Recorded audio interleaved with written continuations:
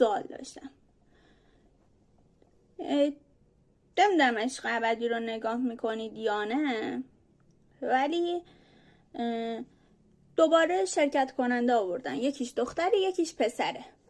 بعد همه هم تقریبا هم که نه، یکی دو نفرشون هی میگن که خب شاید نفر بعدی بیشتر تایپ من باشه، یا مثلا وای میستم تا نفر بعدی بیاد. من با این خیلی مشکل دارم. نفر بعدی یعنی چی؟ شما چجوری قراره بفهمی که مثلا چجوری اصلا میخوای یه رابطه رو بسازی که برنده این مسابقه بشی؟ اگه هی شرکت کننده بیاد، هی تو پارتنر تاول کنی، بری با اون آشنا بشی، تو از اول تا آخر تو آشنایی چجوری میشه؟ مثل این میمونه که طرف ازدواج کرده، بعد از ازدواجش میگه نه فلانی بیشتر تایپم. خب تو بیخود میکنی، نمیشه.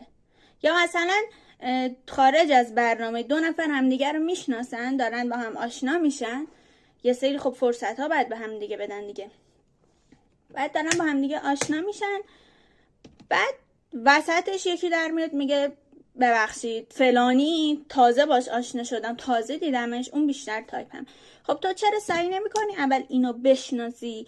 یا مثلا چرا سعی نمی‌کنی درستش کنید یه رابطه رو؟ چرا سعی نمی‌کنید بسازید یه رابطه رو؟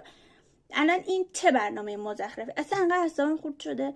اولش نگاه میکردم میگفتم فانه، باحاله، حالا وقتم پر میکنین، شب کاری ندارم که میشینم نگاه میکنم، ولی الان دارم هرس میخورم. چرا همش منتظرید پارتنر عوض کنید؟ چرا نمیمونید با اون کسی که هستید؟ چرا سعی نمیکنید که بسازین؟